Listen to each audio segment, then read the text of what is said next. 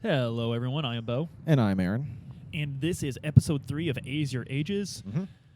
And so the first week we covered Sonic Adventure 2. Yes. And the second week game. we covered Parappa the Rapper. Yes. The Cool most powerful narrative in gaming. Xenogears should have had such writers.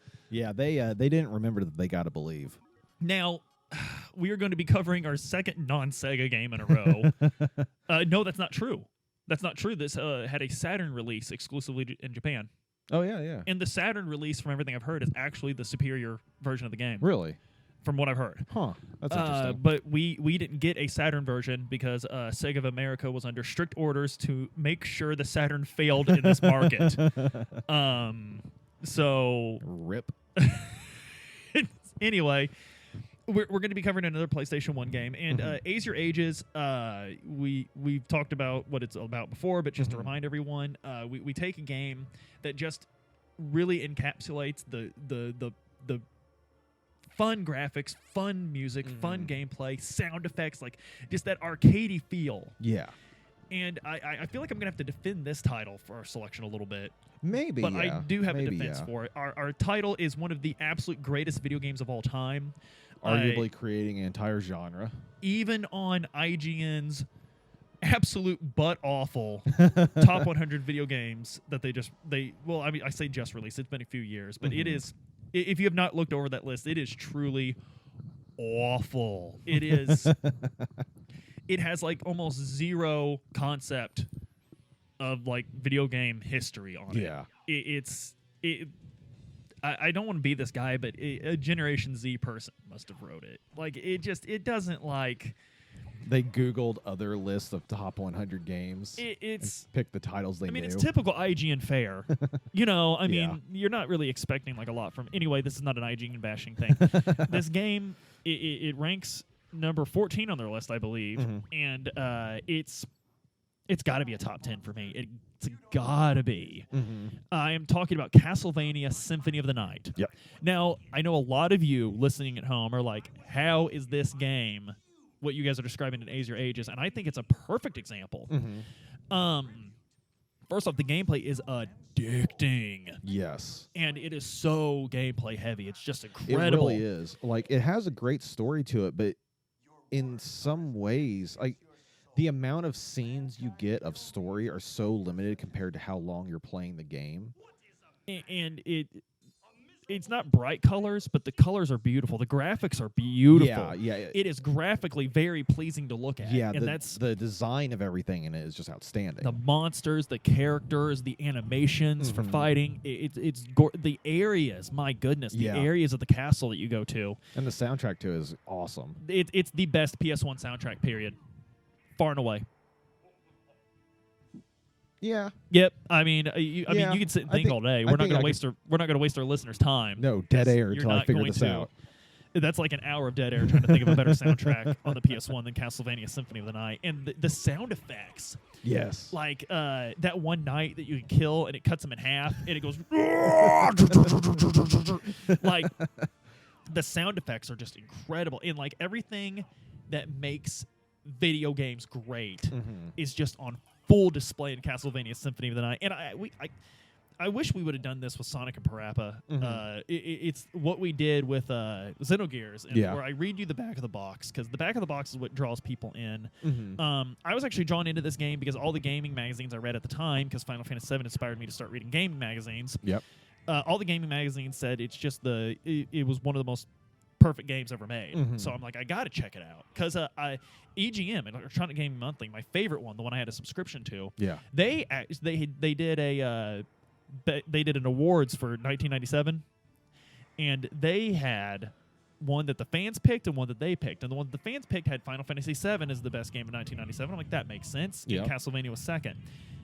The editors of EGM named Castlevania the best game of 1997. Nice. And that's what really made me want. I was like, better than Final Fantasy VII? The game that the Squaresoft marketing empire told me is the best game of all time? Are you joking? I have to buy this now. So I went and I picked it up. I see you have the greatest hits. Yeah. I had the greatest hits. Did you get this from me? Yeah, I'm pretty sure that's one of the games that Tyler sold me. Yeah, that's fine.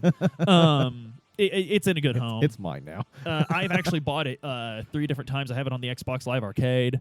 I have it on the PlayStation 3, PlayStation Classic. I bought the re-release they did with Rondo of Blood. I think it was Rondo of Blood. Doesn't matter. It had Symphony of the Night. Mm-hmm. I did that on the PlayStation 4. I want to make sure I can play this game anytime I want to. The Legacy of Evil returns. We've got a couple awesome screenshots of this game that really the screenshots they picked for once actually really highlight this game. Yeah, they did a great job of picking the good ones for it. Yeah, so as a descendant of Dracula, you must end the vampire bloodline. Can you rid the world of this unspeakable I like how it's like, you need to do this. Can you do this? Uncover the mystery of Castlevania, trademark, and challenge... no, not trademark, R. I don't know the difference. R is copyright, I believe. Copyright. Okay, so challenge the mystery of Castlevania, copyright, and challenge an adventure as legendary as its name. Over 140 different enemies, bosses, and ghastly creatures. Awesome magical spells. Transform into a bat, a wolf, or ethereal mist. Hidden weapons, secrets, and characters. The largest Castlevania ever. And this is back when they used to put reviews in the back of boxes. Yeah. So EGM in November 1996, so they got an advanced copy, said mind-blowing 32-bit special effects. This is Konami at their best. Guys, do you remember when Konami made video games? No, I don't. Interesting fact. Speaking of Konami, largely known fact, Metal Gear Solid, when you Psycho Mantis read your mind, one of the things he would do is search your memory card for Konami games. And almost any Konami game that would have been on it that was released before Metal Gear Solid, he'd comment on. Yeah, he'd make something of it. Mine was always Castlevania. Yeah. Yeah, he always commented on mine, and then he'd also usually make fun of me for either saving too often or not saving enough. He would comment on that. Let's see, GamePro in May of 1997 said Castlevania is a blast. The soundtrack resounds with synthesized and orchestrated music, and the music's something you notice like the moment you put in this game. Yeah, like literally the title first screen thing. music, I could still hear it clear as a bell. That choir. Yes. Ugh. And a Game Fan in April '97, it's like the most 90s review ever. A huge game. If you think you've seen it all, you haven't.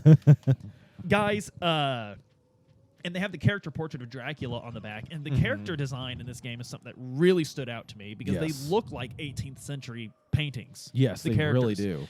Alucard is just a beautiful man, a gorgeous man. And so you play as Alucard, which is Dracula spelled backwards, which Japan can't get enough of. Yeah, they love If using there is a vampiric character that is anywhere near the side of good, his name's Alucard. Yes. And Alucard is Dracula's son. Dracula fell in love with a human woman named Lisa, and they had a son, and apparently that just means he's half vampire. He's Dampire. Yeah. Dompier. Yeah. Or however you want to pronounce that.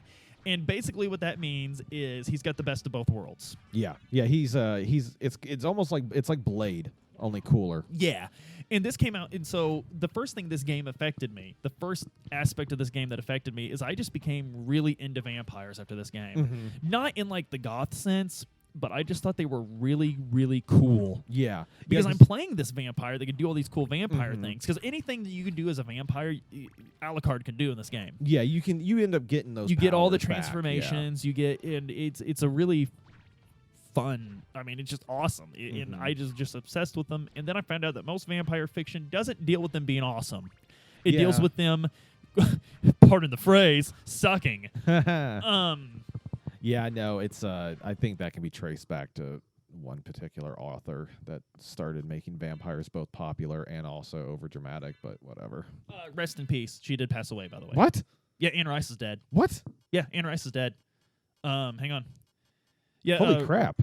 Now you feel bad, don't you? No. Honestly, no. But but yes. Yeah. Anne Rice was an amazing author. Yeah, she really was. She really did revolution. I credit her because she really did bring vampires to the forefront of pop culture in a lot of ways. Like within the more like book and TV or book and movie area. but her particular flavor didn't always resonate with me. Although I do really like Interview with the Vampire, the movie with Brad Pitt. Interview with the Vampire is an incredible movie. It's good. an absolutely incredible. But Anne Rice, December 11th, 2021. So rest in peace, Anne Rice. Wow. And I do agree with you. She was not my kind of author, Mm-hmm. but she was I mean, you cannot deny the legacy of Anne Rice. Yeah, regardless of how I may feel about her writing style, defining a genre is a feat. And that's absolutely. something that she did. Absolutely. So, Castlevania, I was one of the few people that had not played a Castlevania game before Symphony of the Night. Mm-hmm. I This didn't was my realize first one I'd ever heard of. PS1 did that to me a lot. I would Yes. play a game and not realize it was sequels to games that have existed forever. Mm-hmm. Mostly because they were not sequels to games that appeared on the Sega. Yeah. Genesis did have a Castlevania game. It had Bloodlines, but that's not a Yeah. game I would have rented. I never played. played that one. when it came to renting games, about the only thing I remember ever renting was Mega Man games. Which Sega never had a Mega Man game either, except on the Game Gear. There's a Mega Man game on the Game Gear. Yeah. So when you put in Castlevania, the first thing you notice is the music. You have this really awesome scene of Alucard running in Mm-hmm. to the castle, and it's this lush forest that just looks really cool. And then you get in, and you just go and start smoking zombies, dude. Yeah. Like, zombies are rising up, and you could sit there forever fighting the zombies. Yeah. Literally forever. Yeah. And you're going down this hallway, and it's the atmosphere in this game is incredible. This hallway, it has these large windows that keep opening and shutting with the wind. Yeah. And and the art, the style of the architecture is very, very like gothic and Baroque and stuff like that. And the music's going, and just do yourself a favor. It's on Apple Music, it's on Spotify, or just YouTube it. Yeah. Just listen to the soundtrack to this game. It's gorgeous. Yes. And you're just this episode is going to be a lot really unstructured. It's going to be a lot of us just gushing because this game is just so incredible. And you can just smoke zombies forever, and you run, and you got this cool gear, and you're not really thinking about gear because you're like, it's an action game. Yeah. And then you meet death. Literal death.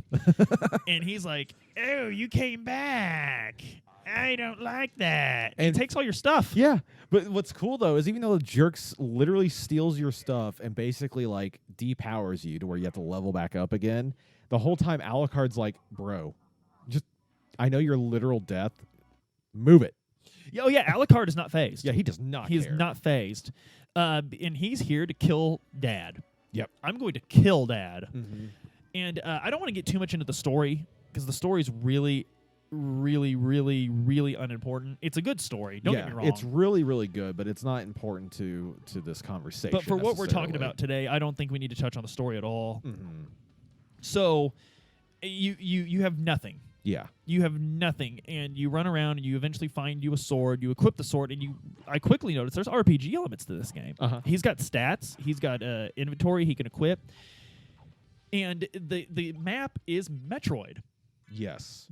And that is a huge thing because now everyone knows the Metroidvania genre. That whole entire formula, and this is one of the ones, like, this is the first time I'd ever encountered. And I really believe it's because the directors of this game, when they took over Castlevania, this was their first Castlevania game. Mm-hmm. And they were like, okay, I don't want to do that. Yeah. I want to make this special somehow. And it still feels like, going back and playing the old Castlevanias, this still feels like Castlevania. You get knocked back when you get hit. You have a castle to explore, but you really explore this one. Yes. You have almost You're complete only free limited. reign. You're only limited by the abilities you have at the moment. Yeah. And the controls. I'm gonna be all over the place because everything's just so good. The controls. So when you tell Alucard to move, he moves. Yeah. When you tell him to swing his sword, he swings his sword. When you tell him to block, he blocks. When you tell him to dodge, he dodges. It's so responsive and satisfying. Yeah. You, all you youngins out there would talk about the low input lag of the game. Yeah, That's what happens when you have an analog signal, boys. That brings me to why I liked. Why I really want to talk about this game, because about a week ago, as of this recording, Elden Ring came out. I've never played a Souls game before. Everyone was hype about it. Adam really wanted us back on the social media scene, and I'm like, fine, I'll do it. And the hype got to me. I'll admit it. The hype got to me. And so I pre-ordered it about 5 hours before launch. Yeah. It was downloaded and ready to go by launch. I called in sick from work. I've never played a Souls game before. I didn't even know I was going to like this. $60 and a whole vacation day burned at work because where I work, you have to use your PTO days if you call in. Otherwise, you're in trouble. Lame. So, I mean, I still got paid. Yeah, that's true. So, and I stayed up all night playing Elden Ring, and there's a conversation right now on the internet about accessibility and how From Software owes us difficulty settings in their games. That is the biggest load of hippy dippy baloney I've ever heard in my life. Because what is it you're wanting from these games? Because the whole personality of the game, and I understand that nobody likes a game to have its own personality now. Everyone wants games like, people get mad at me for saying this, God of War sacrificed every ounce of personality it had. I'm not saying it's a bad game. I'm not saying you shouldn't enjoy it. I'm just saying that, like, the whole point to God of War was this arcadey brawler that happened to have this wicked story to it. And now it's just another game where you're looking over the guy's shoulder. I liked Resident Evil 4. Yeah. I loved Resident Evil 4. It's one of the greatest games of all time. But it's fine for it to be that game. Like, I think I'd call out Skyrim, too, personally. Yeah, Skyrim. I don't care what anyone says, and I will fight over this. Oblivion was better than Skyrim, and Morrowind was better than Oblivion. Yeah, those are facts. That is a huge, huge point of joining the Donoram crew. You have to feel that. Yes. Before you take our oath and drink of the chalice. Yes. Before the blood sacrifice. Before the blood sacrifice. But Elden Ring, it reminded me of what I fell in love with Elden Ring. Is it reminded me of why I love video games. And that is, it is like, I am not an expert video game player at all. I am not super good. I'm not, my Twitch, as older gamers would say, is terrible. Yeah. But you can learn. Yeah. The game will teach you. You just have to pay attention to it. And that is so satisfying. Like, I cleared a regular mob, a regular group of enemies, and was cheering. It's so good. And that made me think of Castlevania. Castlevania does not have difficulty settings. No. And it's hard. Yeah, Castlevania is unforgiving in its own way. But it's not the best way to describe it, and this is how I felt about Elden Ring and how I assume the other From Software games are, and this is how I feel about Castlevania. And going back to play the other Castlevania titles after this, they're famous for this too. It is very difficult and very hard, but it's not cheap. Yes. When you die, you're sitting there thinking, okay, that's what I should have done. Yeah, more often than not, it's not because of some nonsense like this character just won't die right now, or they are able to just not like acknowledge that you're blocking or whatever. There's none of that kind of crap. It's a lot of times it's simply because you made a mistake. You were too greedy with your attacks. You were you didn't wait for your opening. Yeah, you were focusing on a different enemy, whatever it was. And that's something I feel like, and you're supposed to die in video games. You're supposed to have to try things over again. The idea that people even want to play a video game that has no challenge to it whatsoever is just odd. Yeah, it feels weird because it's just odd. Like, what are you doing? Like, it'd be like, I want to play Hey, do you guys want to go play basketball? I don't have any fun when you guard me. Yeah, I don't have any fun when you take the ball. Yeah, you know, or like in baseball, you know, it'd be like, hey, like, could you just pitch where I can hit it, bud? Let's just play t-ball and none of you go after my ball. Yes, and it's absurd. Yeah. And I don't want to tell people how to play video games. That's not what I'm saying. But like, in that no, like, video games are art, and their art is gameplay. That is where we've forgotten that. We think the art is everywhere else, and all those are bonuses. Even in Xenogears, which I think is the greatest narrative ever told in any medium whatsoever, even then, that is secondary to playing the game. If the game wasn't there, I wouldn't have finished it as a child. I wouldn't replay it now. Yeah. And so, in Castlevania, it's pure fun. It's a super good challenge. And the beauty of it going to this Metroid style was it challenged us in more ways than just the gameplay. Yeah. I mean, it challenged us in more ways than just combat, Mhm. because obviously the other parts of gameplay too. Oh, yeah. But you had to explore. You had to think, I got this new ability. What did I see? Yeah. Where was that one thing? Where I was that couldn't one reach? thing? And you got to Yeah. go back. You got to reference the map. And it's just... For example, for younger listeners that have never played like classic video, like PlayStation games, something that is very similar yet current would be like Hollow Knight.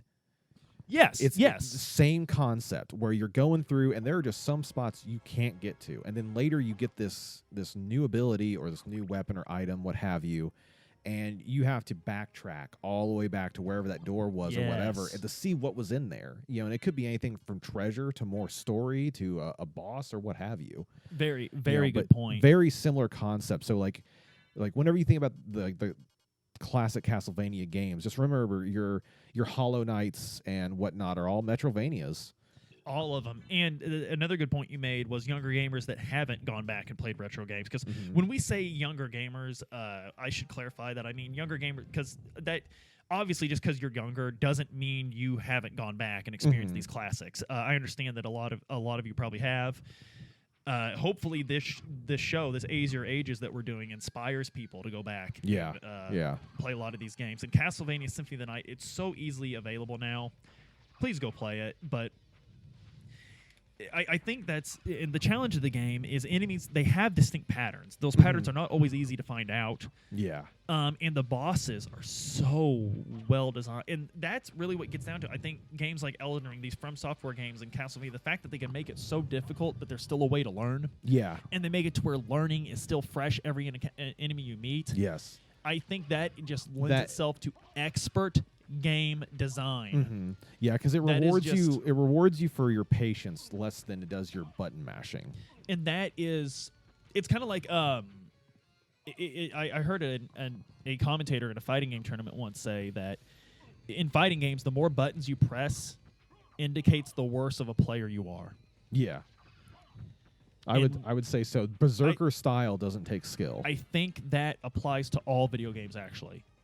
Except RPGs, where of course you're not going to be doing a lot of like or maybe turn-based RPGs. Or maybe like bullet hails where it's all fast twitch. Yeah, but these games, it's all about knowing what to do, not panicking and trying to do a lot. Yeah.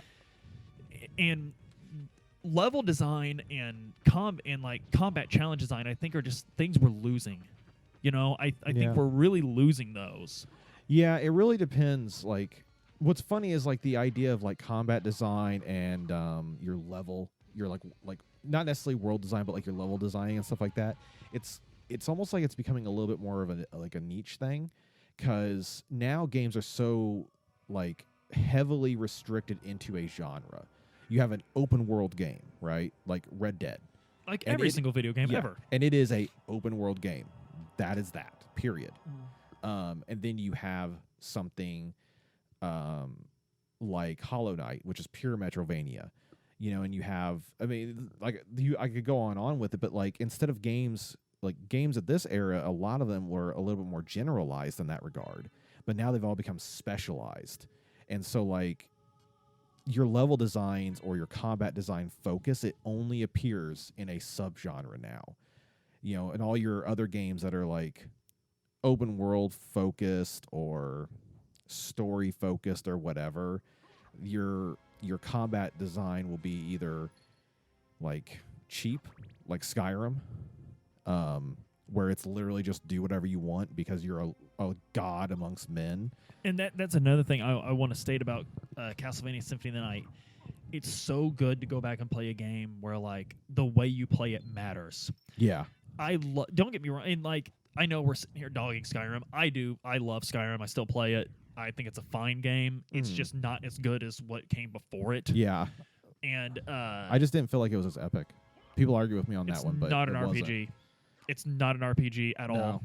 I would say it's not. It is a first-person slasher. You can't even see your stats. Yeah. At any point in the game, you have them. Yeah. But you can't see them at any point in the game. Yeah. You cannot navigate that menu enough to find them.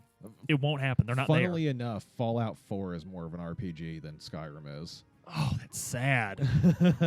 Oh, that hurts me so bad to hear, but it's true.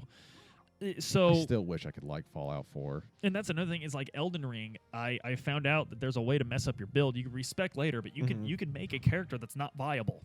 Oh, that's fun. I like that because if your character is viable no matter what, why can I customize it at all? Yeah, why? Like, yeah, if your character's a jack of all trades, no matter what you do, why are you doing it? Why are you doing it? Yeah. And Castlevania has that Symphony of the Night because equipping different things affects different stats. Alucard levels up. You can conceivably grind in Castlevania Symphony of the Night. Yeah. It's not going to be a very fun time. It's extremely grind yeah. is the word for it. Worse than a Dragon Quest game, but it's part of the charm of a Dragon Quest game. It's not going to be part of the charm of this game. You really want to play this like you would any other Castlevania. Yeah, you're just going to happen to level up along the way. Yeah, just keep trying to progress. Basically, the boss design in this game is so incredible. So let's backtrack because we didn't do what we normally do. When did you first encounter Symphony of the Night? I think the first time I encountered it was you I'm pretty sure it was you bringing it over to my house one time when we were hanging out during the weekend. I was notorious for bringing memory cards and houses. Games. I would bring houses to people's games. Like I said, I found out about it through EGM. It dared to place it above Final Fantasy VII. Yeah. And I couldn't imagine them being wrong, so I just had to know. And I absolutely fell in love with it. And it's kind of funny. I don't remember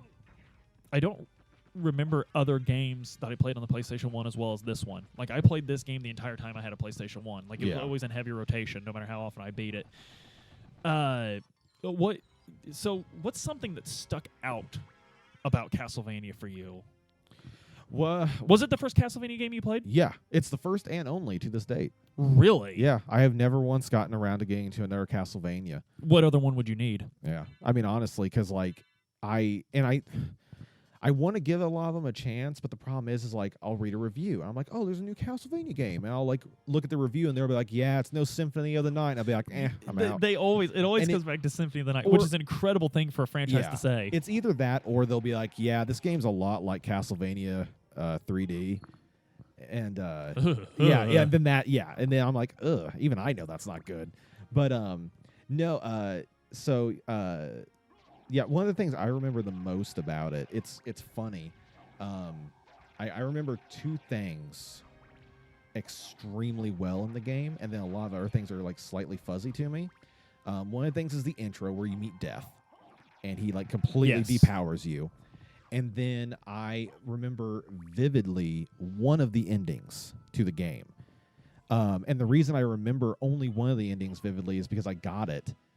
And I was like, yeah, I beat the game. And you were like, oh yeah, so did you kill Dracula or fight the eyeball monster?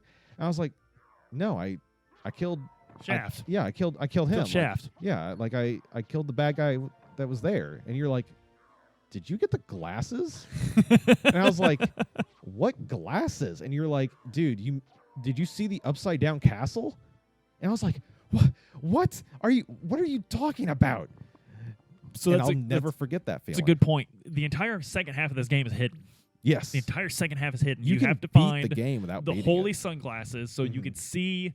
So the priest throughout the first castle, you find out that the priest Shaft is actually who brought this castle back. Yeah. Dracula's not back. Shaft is back. Yeah. And which one of the Richter Belmont. Richter, yeah. Oh man, we should go back. Yeah. So when you put in this game, you don't. The first thing you see isn't Alucard running into the castle. You see Richter Belmont climbing up a staircase.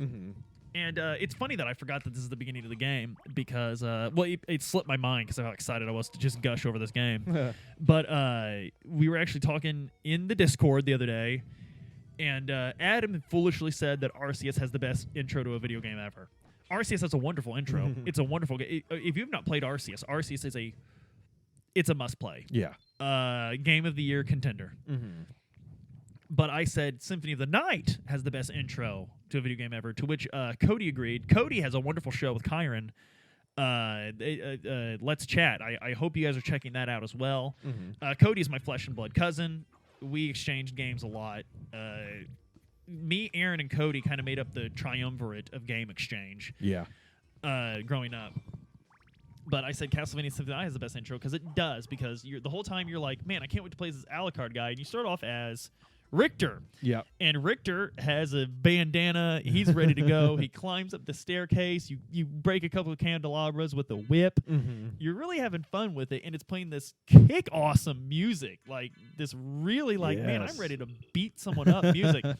And you walk into the scene of the absolute greatest voice acting in a video game ever. And one of the most repeated lines in gaming history, and it's still meme to this day. And you walk in, and the moment you walk in, Richter, I love this image. Like, just imagine you're sitting at your home one day, you have a nice glass of wine, you're just sitting there, what a gorgeous night. I sure hope nothing happens. And your door busts in and someone comes in, die, monster! You don't belong in this world. It's the first spoken dialogue we hear in the game. Like, Richter, he's not, I am not here to negotiate with you. No. Mr. Dracula. I am here to make sure you don't live any longer. And Dracula, what's funny, he's kind of waxing philosophical about his position. Mm-hmm. He's kind of like, he's like, my favorite line in the game is like, you feed on men's souls or something. Mm-hmm. Richter says that, and Dracula's like, perhaps the same could be said of all religions. And Richter's just like, oh, great. We got one of these guys. Here we go. One of these Richard Dawkins atheists. Great. And what is a man but a miserable pile of secrets? All these great they're lines. so good. He throws, and then he says, but enough. He throws his wine glass, have at you, and he stands up, and a boss fight starts. And it's a really intense boss fight, and you can win it fair and square. Yeah. But also, you can't die.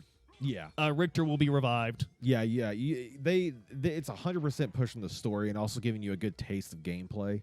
And the boss fight's extremely fun. It's a nice little challenge to fight it without dying. Yeah, and it gives you a hint that you're going to be fighting a lot of things that do second stages and stuff like that. It's your first taste of the gameplay, and it's your first taste of special weapons, and one of them you can have at this point is the cross. Mm-hmm. And it's just the sound effect, the visuals. I don't even want to describe it. Just go to YouTube. It's so good. Just go to YouTube and type in. It'll probably appear in the footage actually that you're watching. It's so good. It's so good. And it's so satisfying, like seeing the crosses spin around and slap Dracula in the face. So cool. Yeah. It's just so good. It's so fun, and it makes you feel like a total badass whenever you're unleashing these powers and stuff. Oh, absolutely. It is. It's just satisfying is the word I'm looking for. Yeah. That's what Elden Ring did to me. That's why I want to talk about this game, because Elden Ring reminded me that this is it's such a satisfying way to play a game. And the sense of achievement you get from these kind of games, from these really difficult games, is not mimicked in games today. Yeah. It is. Because a lot of games now, I guess you can get a sense of achievement, use Minecraft, for example. You can get a sense of achievement after you've completed your house or your garden or whatever, or you've done a really cool design with whatever you're doing. But that hits different than the sense of achievement you get when you have had to. I've been trying for an hour.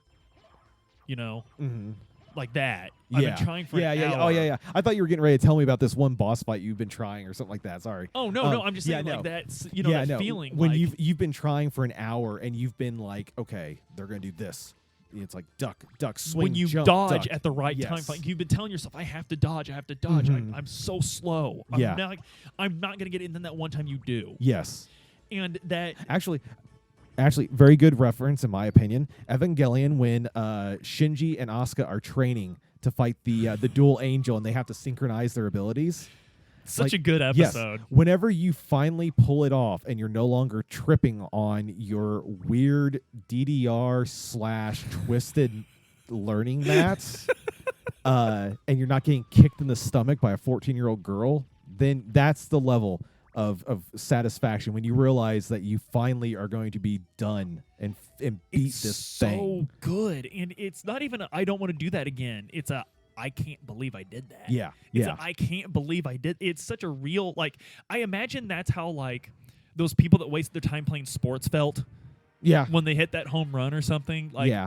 They probably felt a fraction of this, Yeah, obviously. Yeah, it's totally different. They were too busy being tired and sweaty. They probably even talk to girls and stuff like that. So that's the kind of thing that I'm talking about here. And I think video games, I think every video game has that. Like, I think if you're trophy hunting most games, you're still going to encounter that kind of difficulty. But, like, I don't want to play a game where an NPC is telling me exactly where to shoot the boss. Yeah. Quit doing that to me. Yeah, let me just figure it out. Well, I don't want to play a video game where and another thing is, like, I like being taught gameplay.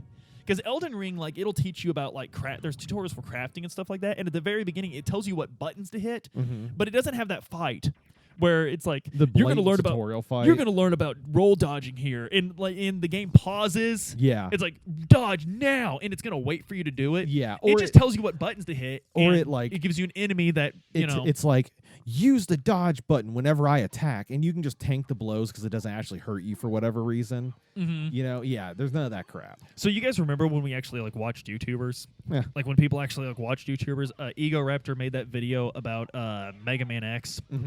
And how it's just a great example of how a game can teach you to play a game without teaching you to play it.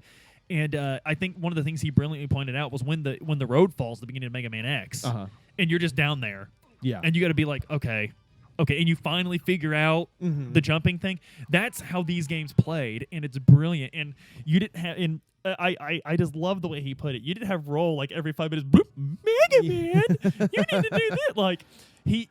There was only one game of that era that did that, Star Fox. Yeah, but even Star Fox didn't stop the entire game. Pause time. Just do a barrel roll. Like I want to play the game. I want to learn how to play the game. And that in Castlevania, if nothing, put you in because right after death, you go into that tower. Yeah, and you're in it. You got to find out how to platform out. Yeah. You got to find out how to equip a weapon by yourself. You got to find out that, enemies drop weapons. That's how I'll get stronger weapons. Or maybe I'll find them lying on the ground. And the game progressively puts you in situations where you're going to find it out or you're not. Yeah. And that is such a more satisfying way to learn the game. Yeah. It'd be nice if modern games, what they would do is just put in the option to, like, everyone guaranteed 100% skip tutorial. Like, not force you to do it. You can just be like, like, before it even loads the game, it asks you, do you want a tutorial? Yes or no? And there are games that do that. I do want to point that out. There are games that do that. It's I don't know. And I am not dogging new games at all. I still play new games. Obviously, I have a PlayStation 5. I am really enjoying putting it through its paces with video games. But there was just a real charm to the way they used to design games. And Castlevania Symphony of the Night is a masterclass. In just how to make a video game.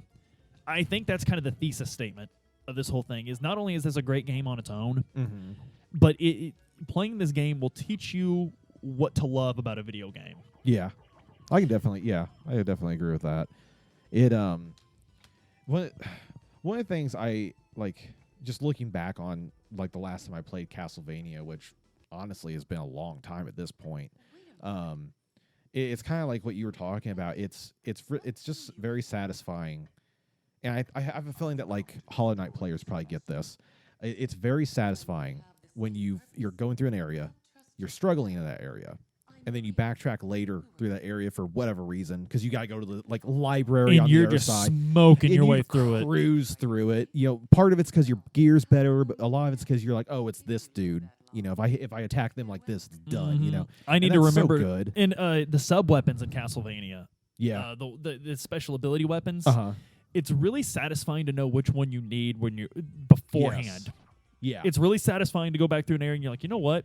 I remember they had the throwing knife in this hallway. If I go through this hallway to get there and grab the throwing knife, it's going to make this hallway a lot easier. And I'm specifically thinking of the flea men. Yeah, oh, God. The little jumping flea men. Yes. Just grab a knife. Yeah, just huck Just knives grab at the 'em. knife and just huck them at him. Make sure you have the hearts for it.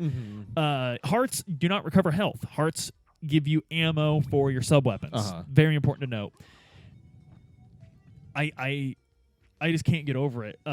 In what's kind of neat playing the game when you go back and play the other games, because the RPG elements in this game I read were put in because the developers were like, we want to call back to Castlevania 2, which had tried to introduce RPG elements largely unsuccessfully. Yeah.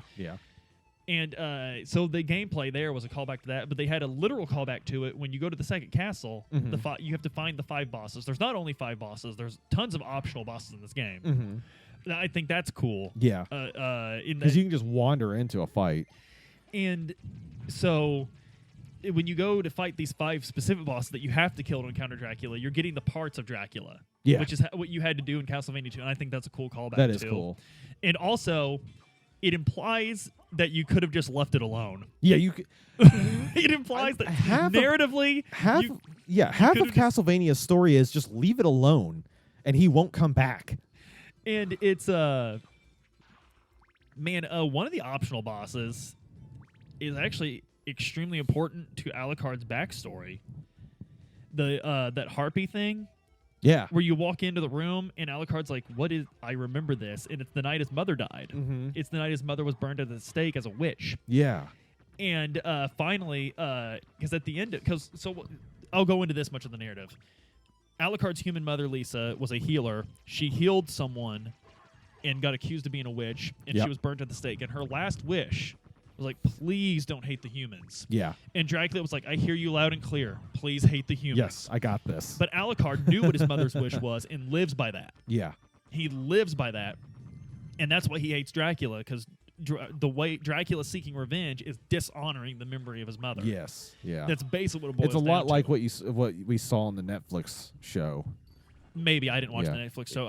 It's good if you get a chance. I know. I'm just so upset that Konami's busier making animes than video games. True. I'm just so upset about it. I can't bring myself. I fully agree on that one, but it's a really good adaptation of the story. I always say Konami doesn't get my money either, but there I am buying Yu-Gi-Oh packs.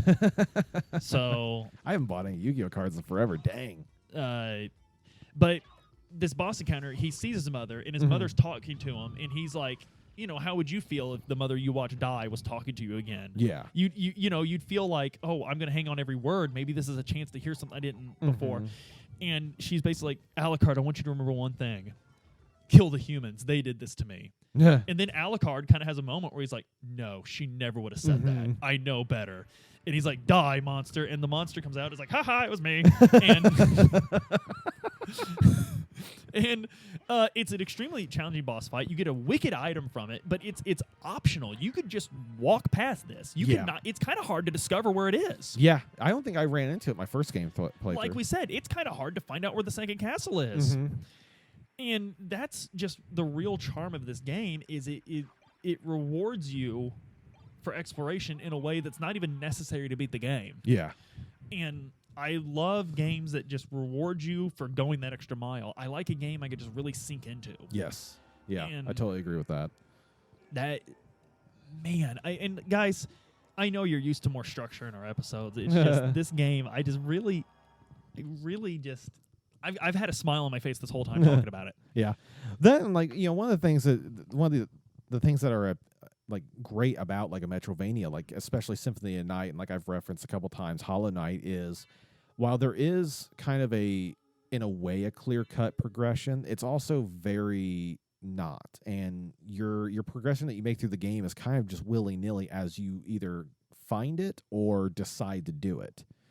So it's hard to give structure to a structureless system. Absolutely. Yeah. Yeah, because it's just it's just so and the good. story is told in bits and pieces. Some of the story scenes are optional. Yeah, you can skip right over them. You don't have to see them. Yeah, I was laughing because I just remembered. Is he the creepy librarian guy? Yes, Master Librarian. Yes, Master Librarian is extremely friendly towards Alucard, and it's important to note that when you meet Master Librarian, Alucard's like, will you help me defeat... Like, first off, what's he going to do? Yeah. He's an old man that runs a library. He's going to read a book? But he's like, I refuse to act against my master, but I'll sell you stuff. Yeah. Yeah, he's like, here, you can buy stuff from me. And most of which are swords meant to hurt things. Yeah. Conveniently. A great example of this game's gameplay is there is a hallway on the extreme end of this castle filled top and bottom with spikes. Oh, I remember that place. No way to get through it. You won't get through it as mist either. Yeah. Well, no, I mean you will get through it as mist, but it's not going to be easy.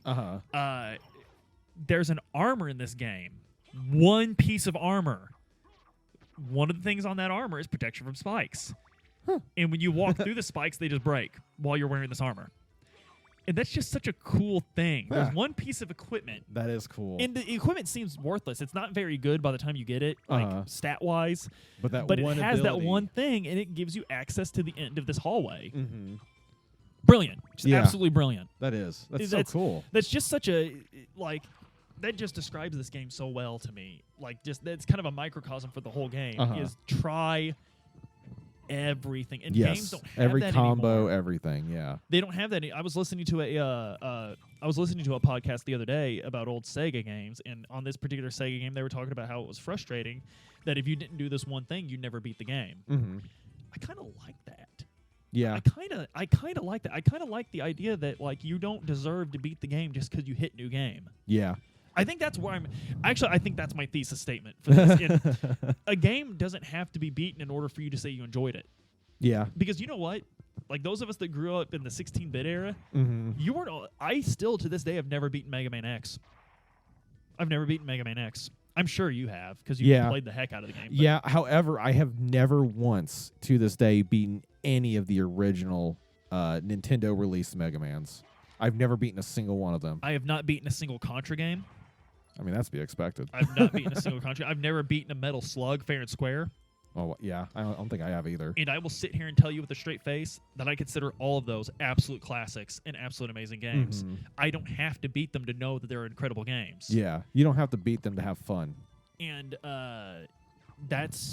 it took me forever before I truly beat Castlevania. Mm-hmm. It took me a ton of exploring. And the idea that I actually earned that and didn't just deserve it Yeah. was just such a good feeling at the end of the day. Yeah, I definitely get that. And I'm thinking about that. Like, this is not so much a comment on like Castlevania or anything like that, just specifically you. I think you felt that forever without realizing it, because one of your biggest complaints about Oblivion when it very first came out was how everything had waypoints. So you knew where everything was. Hated it. I was a Morrowind fan. Yeah. And there's actually an article I saw the other day where it said it's absolutely inexcusable. The headline was like, it's absolutely inexcusable that Elden Ring doesn't have waypoints. That it doesn't show you how to complete these. And I get it. People don't have much time, but you're not supposed to look at a video game like a task to complete. Yeah. It's supposed to be your entertainment, man. Yeah. It's supposed to just be like relaxing and chilled out. And in this era of binge watching and Netflix and just, I think we've people treat a video game like a Netflix show. Yeah. You're supposed to enjoy the journey. That, and one thing that I think too is that like people, they think that like what is the standard in one genre should apply to all. Like, yes. we've referenced Elden Ring a few times. My thing is like all the hype, all the articles, everything on it constantly talked about this is kind of like Dark Souls. It's hard on purpose. This is kind of like Dark Souls. It's hard on purpose. It's the personality of the game. It's going to be an open world game. It's going to be huge. You can go wherever you want, do whatever you want. They said that over and over and over again. Why are you buying it if you want it to hold your hand? Just to cry later that it's too hard and you want a refund. Like that's my thing. Like you, if you know what you're getting into and you know for a fact you don't like it, like me personally, for example, I'm not a big Dark Souls fan. I never have been. And so I'm hesitant about getting Elden Ring because I don't think I'll like it. But you're not going to hear me complain about it being too hard if I buy it, because I respect what I'm getting myself into. Like, that is what it's supposed to be. And what's funny is back in our day, no one said that about Castlevania Symphony of the Night. No one said, I don't like this game, it's too hard. Yeah, no. No one said that. There were even though Castlevania being a Metroidvania style game was designed to be difficult, there were way easier targets to complain about back in those days. Because people want to talk about game-breaking bugs. Because there were a lot of games that were just rushed in development. Yes. And they were made hard, not because of expert design. Yeah, they just didn't work. They literally didn't work, and they were just hard because of that. Things just didn't work right. Physics engines were still young. That was literally like the AVGN's whole channel. Yeah. That was his whole YouTube channel, was games that were just designed poorly and were impossible to beat. I mean, that's just kind of how it is. I mean, obviously the super memed one is the Ninja Turtles game, but like Driver, for example, that's a game I love on the PlayStation. It is hard as hell. Is it supposed to be? No. It's just that its physics engine sucks. Yes. Like, that's all there is to it. It didn't Like, have the snappy controls that Castlevania Symphony no, had. it didn't. You know, and like older games, I'll take this to my grave. People can call me crotchety, whatever they want to. Old games were harder than new games. Yes, they were. Not always Yes, on they were. purpose, but they were 100% harder. And it's because you didn't have infinite freedom with your character. The Lion King Yes. on Super Nintendo. Oh, God. Do not bring up the Lion King to me. I loved Aladdin on the Genesis. I loved it. It was very hard, but I loved it. Funnily enough, I played Lion King on Genesis and Aladdin on Super. Oh, Isn't you that played weird? The horrible version of Aladdin. Then. Yes, I hated Genesis that game. was, and that is not the Sega fanboy in me talking. Yeah. That is just, I think even like the most hardcore, like I have a tattoo of the Nintendo logo, will tell you that the superior version of Aladdin was on the Genesis. I hated Aladdin. I liked Lion King. I never once got past the buffaloes, but never once beat that game either. So, but we could admit that these were fantastic games, despite the fact that we didn't beat them. Yeah, I played the snot out of those games. It doesn't have anything to do with the fact that because beating a game should be an achievement. Yeah, you should get a sense of like I earned that from beating a game, and that is what Castlevania Symphony of the Night gave me. I think it's one of the first games. And one thing I have to say too, really fast, I think that sense of achievement should also come from something other than the fact that you've played for 10 hours. It should come because something hit you. Yeah. You made a discovery. You're like, I could do this differently. I could do this better. Mm-hmm. I'm going to do this differently. I'm going to do this better. And it's risk and reward. Yes. I have to get in there to get a hit. I have to get close enough for him to hit me. Yeah. To get hit. Stuff like that. Yeah. I have to know when to take that risk and when not to. Yeah. When can I get in and get out without taking the hit? That to me is it feels like a fight. Yeah, I mean, it really feels does. like you're fighting like either something. a fight or a dance, however you want to look at it. It feels like you're fighting something, and I don't know. Another to bring it back to fighting games. One time, I remember a guy tweeted once. I wish I could remember his name because it's such an important quote. And it's you're supposed to be bad at fighting games. You're supposed to be bad at it. When a new one comes out, you're supposed to be bad at this.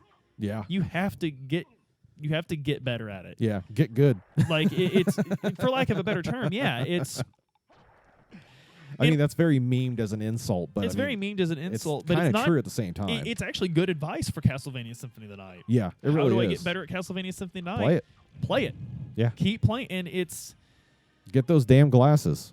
I think if you know what to do, I think as far as where to go and stuff, and you've played the game before and you're kind of familiar with how it plays, I think you can knock it out in like 4 hours. Yeah, I don't think it's a very long game. Well, hell, it is a long game when you're figuring it out. Yeah. Like once you know what you're doing, it's not very long. Or you could do what I do, not to get the glasses and beat the game in an hour and a half. Yeah, because you just go kill Shaft, who is literally just an innocent priest that was possessed. I was like, whoops. One thing I love about that, to go back to that, is that ending you get hints that you didn't do it right. Yeah, I don't remember exactly. There's a very because like Maria's like it's finally over, and Alucard says something like it's not over, it's never over, or something, and he walks away, and it's a very unsatisfying ending. It's really an ending is. I remember before I talked to you about it, I was upset and I did not like the game very much anymore because I was like, this was you went through all that and got that crappy ending. Yes. It's like, oh, I didn't go through enough. Yeah, I didn't. I was like, I missed literally half the game. But I like how they did that too. I liked how they gave you an ending where you could screw up basically, but you still got an ending. Right. Yeah. You know? And that was, it didn't flat out tell you. Yeah. There's something better. Yeah. It didn't, and it didn't like hold my hand and make it to where this pivotal item was easy to get or guaranteed to get. You know what I mean? Right. Like, you have no choice but to get the dragon rending shout in Skyrim. Got no choice. The game will take you there. You have no choice. It is you. If you do not do that, the next mission doesn't exist. You know,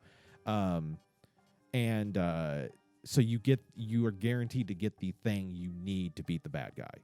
You know, and stuff like Castlevania, you didn't have that guarantee. It was up to your own exploration. How hard did you dive into it? You know, to see if you uncovered something or if you were able to beat whatever it was you were tackling. Guys, this is one game.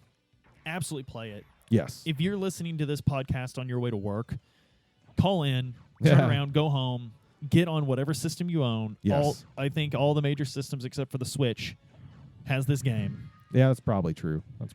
Play it, play it, play it. It is an absolute classic. If we're not you- going to talk about any game on this show that isn't an absolute classic, but this is a classic amongst classics. This is